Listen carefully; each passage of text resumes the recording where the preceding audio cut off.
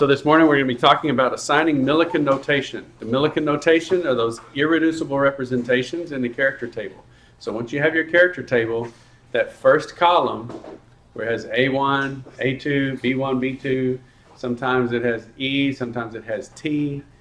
Okay, these are the symmetry labels that we will label every motion in the molecule. And so today we're going to practice on labeling the motions of vibration and some molecular orbitals. Even though we don't know how to construct the molecular orbitals, I'll do a supplemental lecture on that just for your background information. Today we're going to learn how to label those orbitals if we're given a picture of it, but I won't make you generate them. Okay? When we get into computational chemistry on the next test cycle, we'll learn how Gaussian does those, and you might be tested at that point on coming up with some really simple ones. The complex ones, we just rely on the computer to do it. Okay. But the simple ones, you should be able to figure out yourself. Okay? But not today. Today, we're just going to recognize. We're going to recognize the motion along X, Y, or Z, or maybe some combination of those.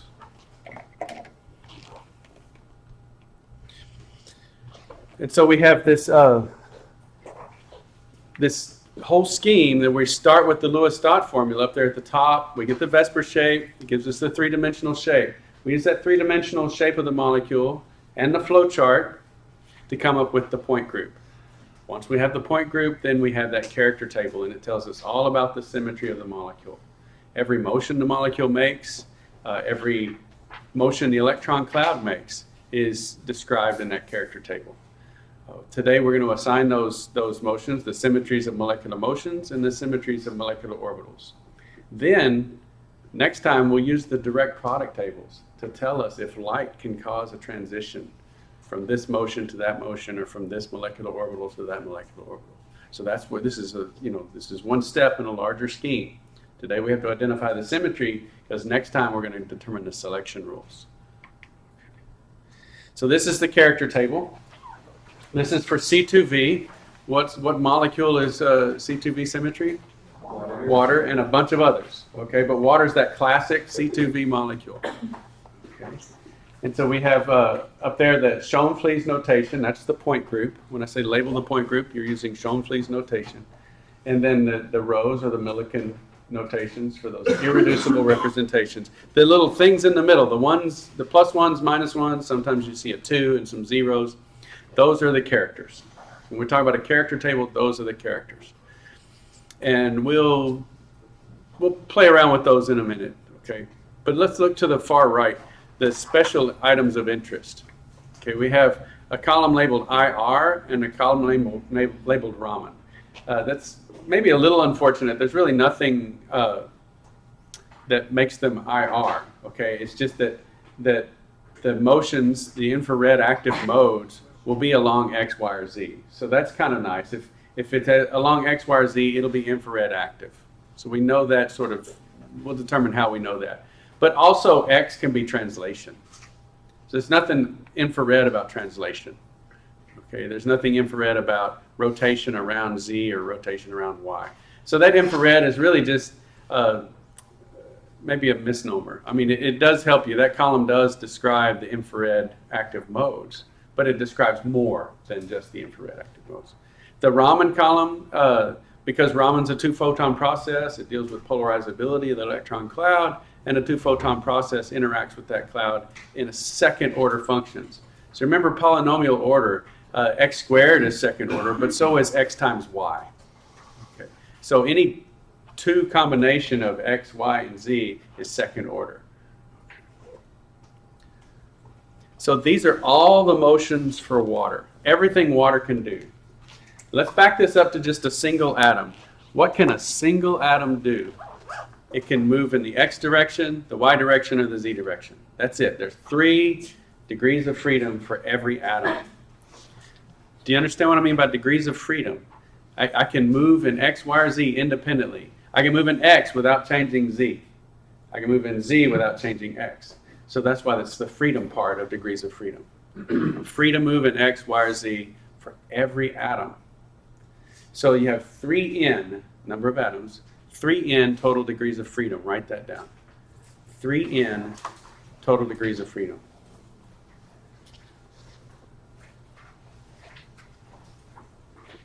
Total degrees of freedom is 3n. And n is the number of atoms. So water has 3 atoms. So what's the total degrees of freedom for water? 9. And here they are, all 9 of them. Now, if by chance both hydrogens and the oxygen find themselves traveling in the x direction, that's just translation. The whole molecule is moving in the x direction. So there's translation in x for the whole molecule, translation in y for the whole molecule, and translation in z for the whole molecule. So there's only 3 translations that can happen. If the atoms are going in different directions, then that's either rotation or vibration. Right? For translation, all the atoms have to go in the same direction. And so there's only 3 translational degrees of freedom. Write that down. Only 3 translations for a molecule. It doesn't matter if it's DNA or water. Because this is movement of the whole molecule. All the atoms are going in the same direction. So across the top row, we have X translation, Y translation, and Z translation. That's it for water. Because the only thing it can do in terms of translation is 3 things going along X, Y, or Z. Okay. What about rotation? Well, it can spin around the Z-axis like I'm doing. Okay. It can spin around the X-axis, do a cartwheel. I used to do that in class until I broke my watch. And I thought, well, that might have been my wrist, so I'm not going to do that anymore. And it can spin around the Y direction and do a forward roll. This floor is too hard. But I can still do a forward roll. Meet me in the grass. But that's it, right? Even if I'm rotating diagonally, right, you could break that down into rotation around Z and rotation around Y. So you can have components of rotation, but there's only 3 axes and there's only 3 ways to rotate. So a nonlinear molecule can rotate around X, can rotate around Y, and can rotate around Z. There's only 3 rotations. Write that down.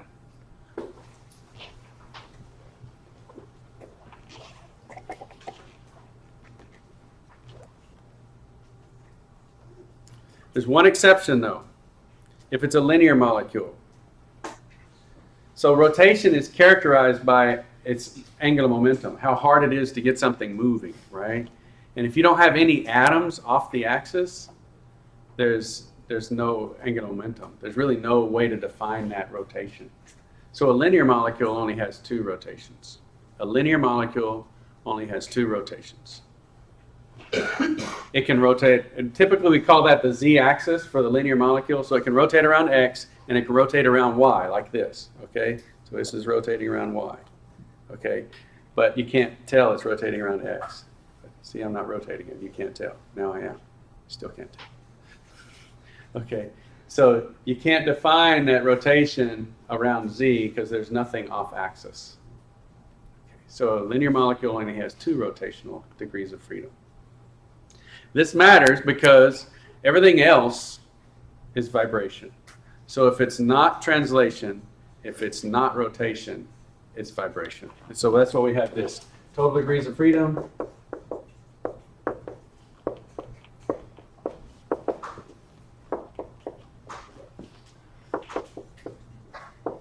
Translation, you have 3. Rotation, you have 3 for nonlinear.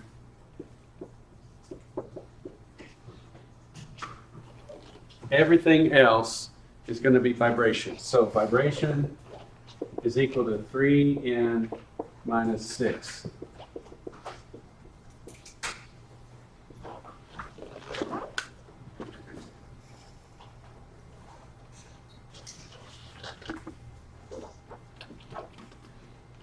This is on every test, just about. Because it's that important. You have to know what nature can do. Okay? So the total degrees of freedom is always the number of atoms times 3, because every atom can move in X, Y, and Z. If they coordinate, that's a translation. And that's a translation is not a vibration, so we take that out. If it's spinning, the top atoms are going forward while the bottom atoms are going backwards, and then the molecule holds together, so it ends up spinning. But that's not vibration either. And so we take away 3 for the rotations if it's nonlinear, only take away 2 if it's linear. And then we're left with vibrations. Everything that's not translation or vibration, everything that's not translation or rotation is a vibration. Okay. Pretty simple stuff, but people miss it all the time. I just don't understand why. They weren't here today. That's why they missed it. Okay. So that's straightforward as can be. So let's go back to water and look.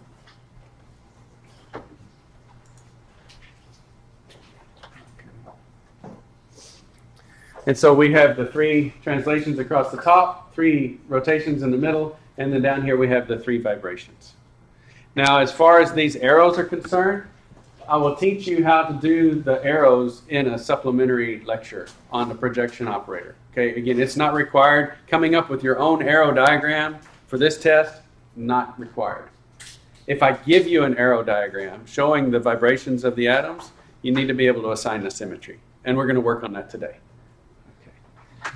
But let's talk about the top 3.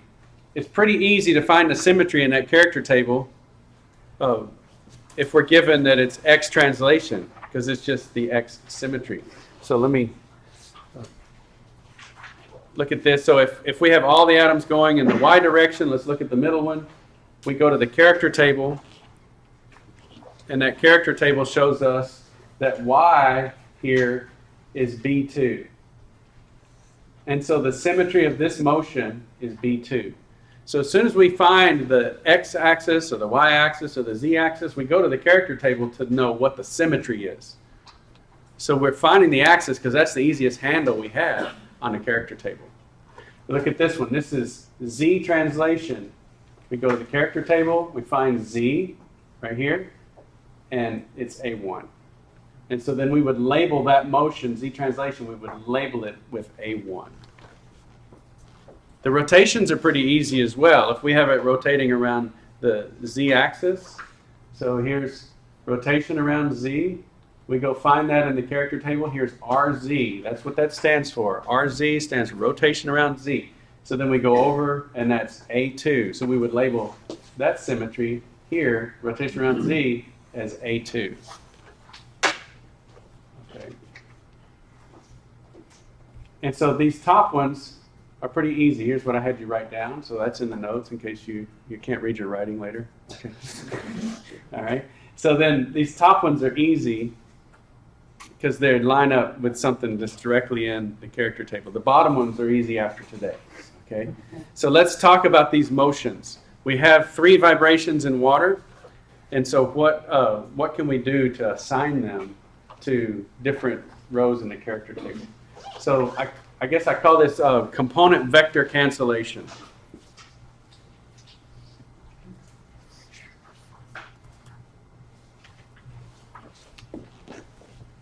So this is the motion of the molecule. So the oxygen's moving up just slightly. I've exaggerated the motion of the oxygen, okay, just so you could see the arrow. It's really barely moving in water because the hydrogens weigh 1 each and oxygen weighs 16. And so you just have this tiny little 1 moving down and up, and the oxygen just moves a little bit. Why does the oxygen have to move at all? Transfer of energy. The hydrogens are moving and pushing the oxygen. Yeah, so they're pulling down. If the oxygen moved down too, that'd be translation. So the center of mass can't move, or it would be translation. Now, they can do these things all at the same time. I mean, water can do this.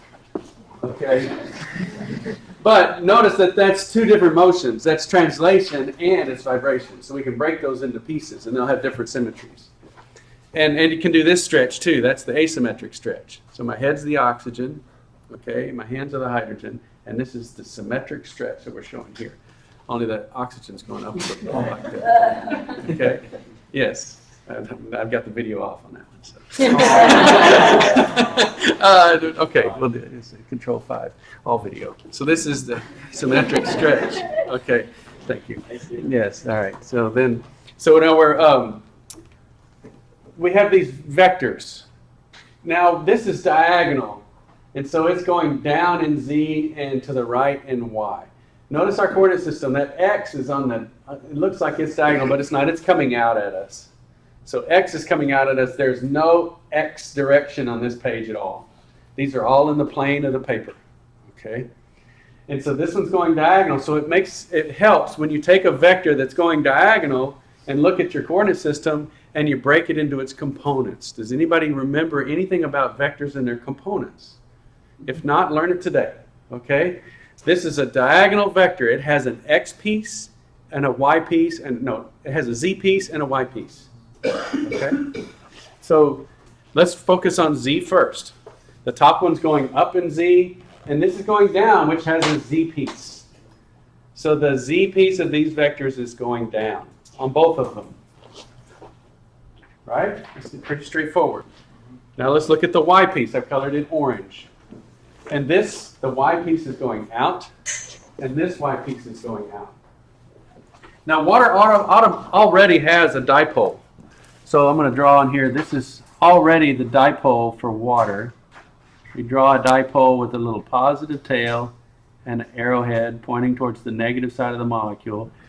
It's already got a little bit of a positive end and a negative end where the oxygen is. Now when these hydrogens stretch, that dipole gets stronger, doesn't it? Because you've separated the charge. What is a dipole? Two poles, positive and negative ends. You're stretching those farther apart. You're increasing the electric field in this molecule by separating charges. Somebody think about that. You're separating charges, making the dipole a little stronger in this molecule. Sometime later, the hydrogens are going to come in close to the oxygen, and that dipole is going to get shorter. And so what we're trying to figure out is that dipole oscillating in the z direction, the y direction, or the x direction. So you find a dipole and you see what axis is it aligned with.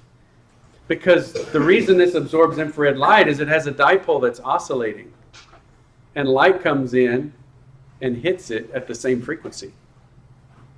Boom. That's how you get infrared absorption. You have an oscillating dipole that's electric charge in the molecule. It's oscillating, and light is an electromagnetic wave. That electric field oscillates with that dipole and can cause it to oscillate more if you absorb the energy from that light. And here we've taken the components and we see there's a z component and a y component, but look at the y components. They're going in opposite directions.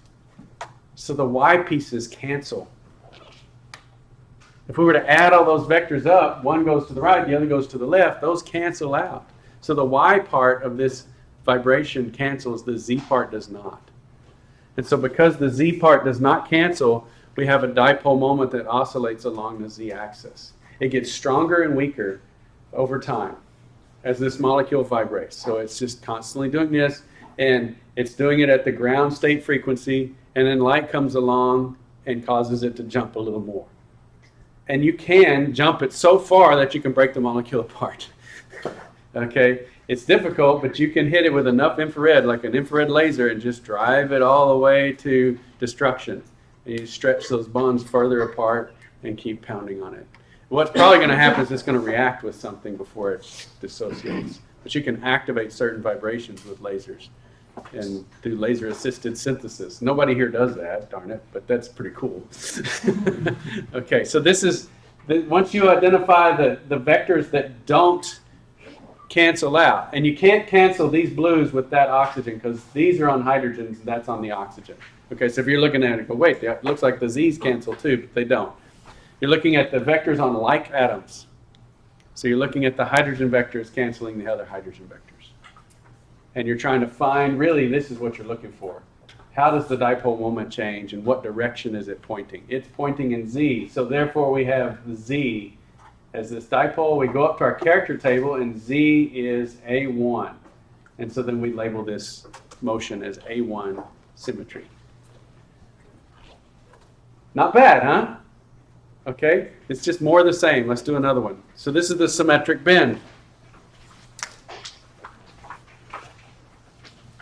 Okay, so if my head is the oxygen and my hands are the hydrogens, that's bending in like this.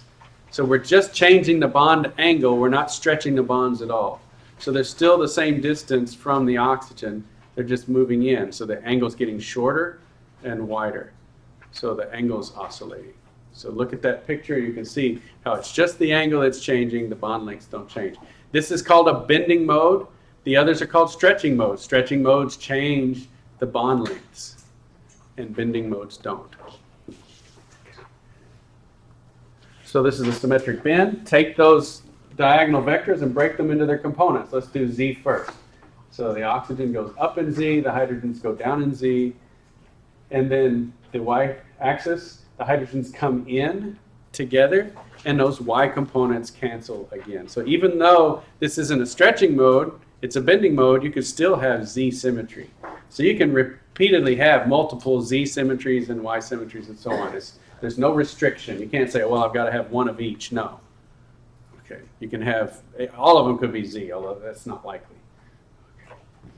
So here we have that, and those ones in the Y direction cancel each other out. And so we have this oscillating dipole from the bend that is also in the Z direction.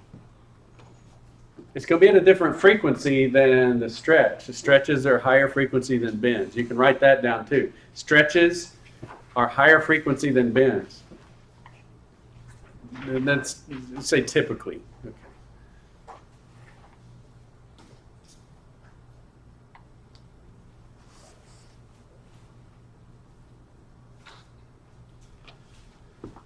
And so then we take this this dipole moment that's in the Z direction, we go to our character table and see that that's A1, and so we would label this motion A1. So this would be the symmetry of this vibration, A1 symmetry. Now let's do the asymmetric stretch. So here we have a molecule that's, so again, it hits the oxygen, these are the hydrogens. Okay, one bond length is shrinking. Let's see if I try to do it according to the picture. So the arrow that's going inward on the bond is making this bond shorter, and the one that's going out is making that one longer. And so this is what's going on. It's my best dance move. So I just thought it'd be great to do just all these dance moves. It's great up here. Okay, so that's the asymmetric stretch. All right. And we can do the component analysis. Let's do the z-axis. So again, there's no z motion on oxygen. There is on the hydrogens, though. There's a little piece that comes up and a little piece that goes down. And then we'll do the y-axis. The oxygen goes to the right, this hydrogen comes to the left, and that hydrogen goes to the left as well. So this time it's the z pieces that cancel and not the y pieces. And so this is going to create an oscillating dipole that goes left and right, which is lined up with the y-axis. Yeah, not bad. Not bad at all. You just draw your little component vectors. But I'll tell you what's important. You better get that coordinate system lined up right. And that's why it's so important to know the symmetry axes. When we do the point groups, we find that principal symmetry axis, the one with the highest N.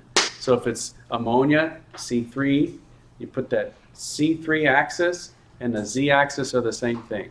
Okay, you line the Z-axis up with the principal symmetry axis. The only two molecules that we'll run across where that's tricky is allene and ethylene. So those two, I'll have to draw for you later, but let's not get sidetracked on that. Here we have only one axis in water. It's the C2 axis, so that by definition is the Z-axis. What makes us do that? Well, the character tables were built based upon that convention. So if you want to use the character table, you have to use the same convention that was used to build those character tables. So the character tables are constructed so that that C2 axis in water is the Z-axis. If you get that wrong, then you're off from the character tables and all your labels are going to be wrong. So it's important to get the point group right. It's important to get the coordinate system right. That's why I have you this week in lab, not just drawing the molecule, not just getting the point group, but drawing that coordinate system so that you can get all your labels correct. Now this one, the dipole moment is moving left and right. There would be no dipole moment left and right if the molecule were stationary. But as soon as it does this, then this hydrogen's further from the oxygen than this one. And so that sets up a little dipole moment. Actually, it's pointing from positive over here to negative that way. And then when it does the other thing, that dipole moment flips. And so that's a really strong absorber. When the dipole moment goes from 0 to the opposite direction, it's doing just like what light does. Light is oscillating through 0. So it's charged this way, then it's charged that way. And if this dipole is doing the same thing, that makes it a strong absorber. So those are the component cancellations. Any questions about these three? These are the only three that we're going to do today. So practice on them. Yes. Do you have a question, Eric? Okay. Anyone else? Okay, so let's talk then about the energy level diagram in infrared. These vibrational wave function symmetries, I added this just to emphasize the point. It's probably not in the slides that you downloaded. Vibrational wave function symmetries alternate just like the particle in a box. So they go even, odd, even, odd, even, odd. But what are the odd ones? Remember in three-dimensional molecules, you have lots of options for odd. And the odd ones are the ones like this B2 mode that we just had. And so this is the vibrational energy level. It looks kind of like the particle in a box, but instead of a flat bottom and infinitely high walls, it's a harmonic oscillator. It's got this Hooke's law minus 1/2 kx squared parabola for the potential energy. Okay, so this is our vibration. If you wanted to think about the molecule here, it's displacement in x. So let's take HCl. Like I'm this huge chlorine, I have this tiny little hydrogen stuck on me. And I'm not moving, but the hydrogen is. Okay? And as I pull that hydrogen away, the potential energy goes up and it eventually stops and comes back. And then it goes through minimum, and then as it gets too close, the electrons splash out and my nuclei see each other, and they don't like that. And so then they push back. And so harmonic motion is what's being shown here. Okay. And still a one-dimensional system, very similar to the particle in a box, only the walls are gradual. Okay. It's a harmonic oscillator. And so this bond is just oscillating. The nice thing is you can take this complicated motion like that and transform it to one dimension, and it can be plotted like that. Now that's complicated. That's what Gaussian does for us. Okay. But we can get a one-dimensional plot even for this kind of motion here, or for benzene where the ring's doing kind of crazy stuff. It can be plotted into one dimension because it moves one direction and then stops and comes back. And so all of those crazy motions can be reduced to just one vibrational dimension for each different vibrational mode. Okay? So let's think about this. That's the energy equation for our harmonic oscillator, vibrational motion. And the symmetries of these vibrational wave functions alternate. So the even-numbered quantum states have top row symmetry. Notice I can't say A1 because A1 applies to C2V molecules. But for something like D6H, it might be A1G. Okay? So I got to just talk about top row. Top row is even. Everything else is odd. So the even-numbered quantum states will have top row symmetry. And so that for the C2V molecule is A1. And so all the way up this ladder, you've got A1 on all the even quantum numbers. And then the odd numbered quantum states match the symmetry of the motion. Now that motion, like the symmetric stretch, might be A1 as well. But it doesn't have to be. Like this one was B2, wasn't it? The asymmetric stretch was in Y direction. And so in that case, the asymmetric stretch was B2, and so the odd numbered quantum states are B2. And so we can get absorption from A1 to B2 or from B2 to A1, but we can't go from A1 to A1, and we'll see why. We'll do the transition dipole moment integral with symmetry probably in 2 more lectures, and we'll see that that's not an allowed jump to go from 0 to 2, but it is allowed to go from 0 to 1 or from 1 to 2, just like the particle in a box was. So vibration and a particle in a box are very similar. Molecular orbital wave functions do not alternate in a regular pattern. Write that down as well. So a lot of times people get locked in the particle in a box and the vibrations, and then they get confused when we get to molecular orbitals. And I'm just straight up telling you now, you're right. It is confusing when we get to molecular orbitals. Okay.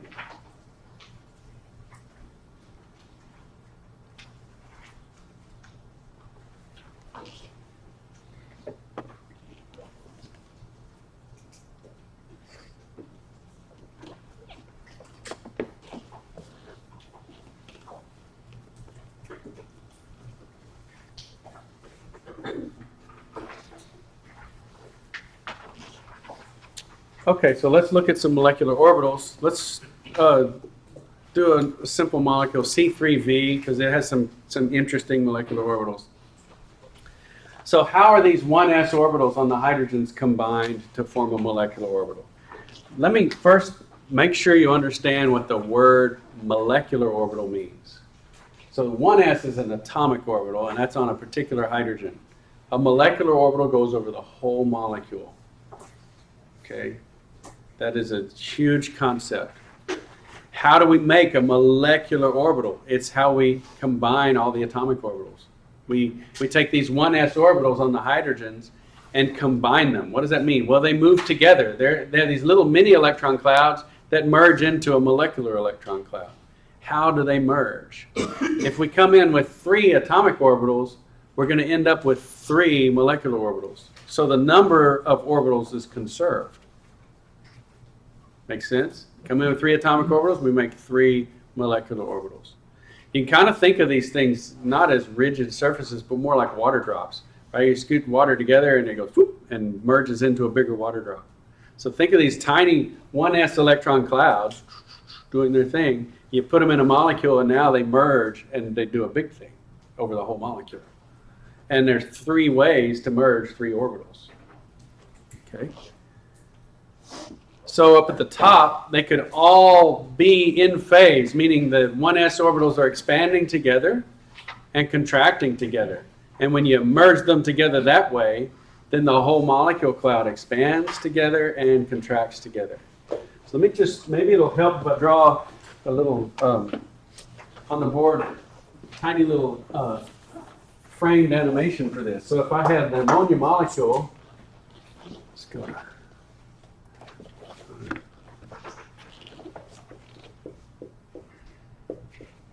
I'm just drawing it from the top, and I've got a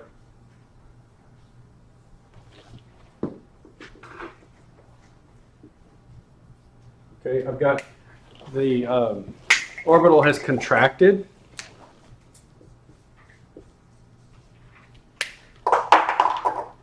Time is on this axis. Then I have ammonia again sometime later.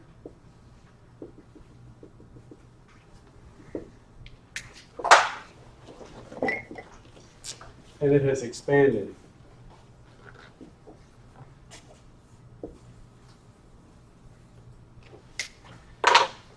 So it's contracted, expanded, contracted, expanded. So that's what we mean by the colors on molecular orbitals. So when you see this all one shade here on this molecular orbital, that means there's no nodes. The whole thing shrinks and the whole thing expands. You can think of it as a breathing mode. So the electron cloud is shrinking and expanding. Okay. What about down here? Notice there's other ways to combine the molecular orbitals. This one is shrinking.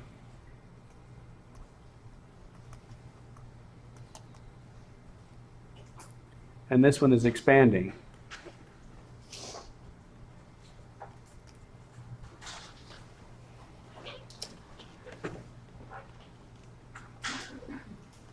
So that makes sense. If we brought those 1s orbitals in and one happened to be shrinking while the other 2 were expanding, that's what you would have over there.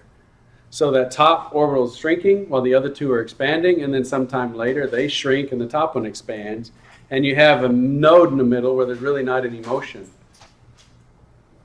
And so that electron cloud is oscillating up and down. When it shrinks on the top and expands on the bottom, the whole cloud is oscillating down, isn't it? Can you see that? That's what you need to see. You look at that picture on the left, and you should see motion from flowing from red to green and then sometime later back. And so motion flowing, these are electrons. What does that look like? To me, that looks like an oscillating dipole. Okay, that looks like something light could interact with. Okay, and it's along what axis? We'll label that in a second. What about this one? The right side is shrinking and the left side's expanding, so this cloud's sloshing this way. And it's 90 degrees to the other one. It's sloshing this way. Okay. So let's move to the next deal where we assign those symmetries. Let's look at these two because they're the easiest. Here's my coordinate system. Notice the Z is coming out of the board now because we're looking top down on this molecule. The C3 axis is coming out, therefore the Z axis is coming out. And so then we draw the other two axes and the right-hand rule, sort of counterclockwise, X, Y, Z. So we label that coordinate system according to how the molecule is drawn. And this is sloshing up and down. It's sloshing like the y-axis. You see, the node is along the x-axis, and so it's sloshing. The motion is y for that one. And this one, the motion is x.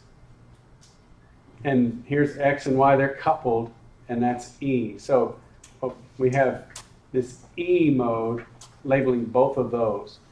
Now, why is there E and why are these coupled and so on? That's a degenerate energy level. That means it has the same energy. This MO is degenerate, doubly degenerate. So it doesn't matter if you have an electron in this orbital or an electron in that orbital, they're going to have the same energy. So the molecule can slosh in the X direction or the Y direction and have the same energy either way. Okay? What about this one here? Well, that's expanding in all directions and contracting in all directions. What's the equation for a circle? X squared plus y squared, right? And if that circle expands or contracts, it has the symmetry of x squared plus y squared. Yeah. Okay. So I've passed out, or created this flowchart for you guys to help you assign specifically that bottom one, and really all of these. This flowchart really isn't something you should depend on. Use it to learn, but once you start recognizing it, I don't want you to use this flowchart. I want you to just recognize it. But this will be a crutch until you get your legs under you. Yes? On the character table you gave us, the ion, the Raymond are mixed, or like they're merged. Yeah, it really doesn't matter. I've separated them in the notes, but yeah, you're just looking for IR, single X, Y, or Z. For Raman, all the double combinations, either X squared or XY or Z, CX, etc.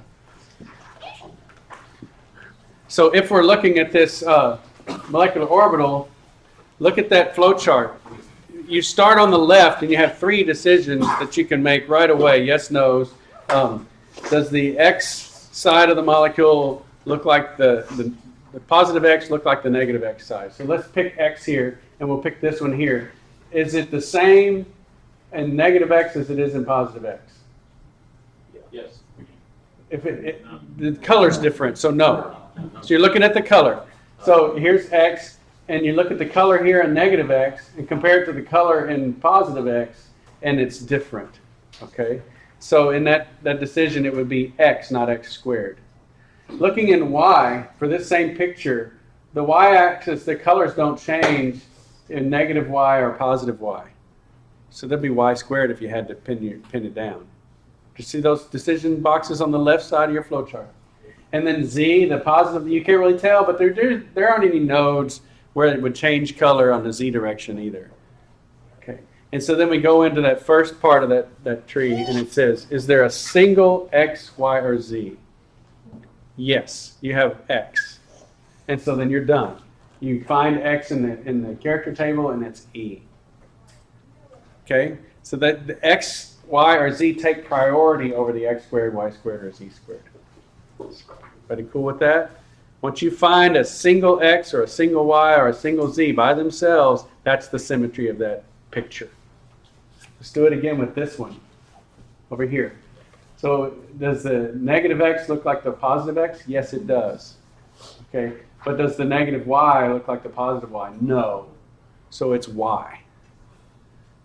And so then the Z looks just like negative Z. So you would come over here and find Y in the character table, and it would be E. So you could, given these two pictures, label them both E. Okay. We'll do some X squareds and stuff later. Okay, I just want to give you that flowchart and introduce it to you first.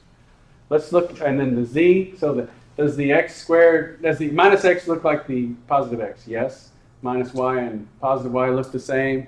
Minus Z, positive Z look the same. So it's going to be x squared, y squared, z squared. It's going to be all of those. So here they all are. It's going to be A1. And so if you're given this picture, you realize there's no difference in x, there's no difference in y, there's no difference in z, top row. It's going to be the x squared, y squared, z squared row. Don't worry about what the formula is at this point. Just you find the x squareds, y squareds, and stuff on that row, and there you are. Not that bad. It's just I wanted to try to give you a systematic way of prioritizing how to decipher these pictures. Let's look at water here for the last 5 minutes. This is very complicated, but don't freak out because it's everything. This is how we build the pictures for water. There's only 2 ways to combine the 2 hydrogens, either in phase or out of phase. They're either both red or one red and one green. Okay. If they're both red, that's A1. If there's one green and one red, that happens to be Y, and that's B2. So these are how you can put 2 hydrogens together. And then the oxygen has the atomic orbitals on oxygen. If you put these atomic orbitals in that character table, the 2s is spherical. That's going to be top row. That's x squared, y squared, z squared. Okay. The p orbitals, well, you've got 2pz. Where do you think that is in the character table? It's where z is. And so that's going to be A1. The 2py is going to be B2 because that's the y row. And the 2px is going to be B1 because that's the x row in the C2v character table. So we now have atomic orbitals, and we have a combination of the 2 hydrogen atomic orbitals, and things, this is the beauty of it, things with the same symmetry mix, and things with different symmetry don't. We're going to have a whole section of the course on MO theory, so don't panic. I'm just giving you a quick rundown on how these pictures came about. But you should be able to see that when I take this red 2s orbital and put it with both red orbitals on the hydrogens, I get this bottom one. That's the lowest molecular orbital that you can have, where everything's in phase. So the oxygen 2s and the hydrogen 1s's are all shrinking together and expanding together to create this molecular orbital. They don't have to, though. They could be out of phase with each other and you get a node. And so that would be sort of an anti-bonding orbital for both of those bonds. So all the combinations of these atomic orbitals create the molecular orbitals. And if I start with 1, 2, 3, 4, 5, 1, 2, 3, 4, 5, 6, I better get 6 molecular orbitals. Okay. So what I would like for you to be able to do is take any one of these pictures and the C2v character table and be able to assign the symmetries to each of them. Okay, that's what you're going to be tested on. If I give you any one of these pictures, you should be able to tell me that's B2, that's A1, that's B1, that's A2, okay? And use that Mulliken flowchart that you have that I just passed out to decide whether it's Y symmetry, X symmetry, Z symmetry, X squared, Y squared, Z squared, and find those in the character table and label the symmetries. We need to be able to do that or we can't do the direct products and we can't get the selection rules. So we're down in the weeds now, I realize that. We're looking at the electron cloud, but the electron cloud is going to be the thing that interacts with light to give us a visible spectrum. Okay, so this is about as deep as we get. Now, no, when we get to MO, we're going to build these pictures a little bit, so don't panic. It's building a ramp. That's just further up the ramp, okay? And so use this flowchart and use these pictures. And you're asked to do some of this in the lab this week too, so you have a TA and you have some friends to help you out, so you're not on your own. All right, go get them.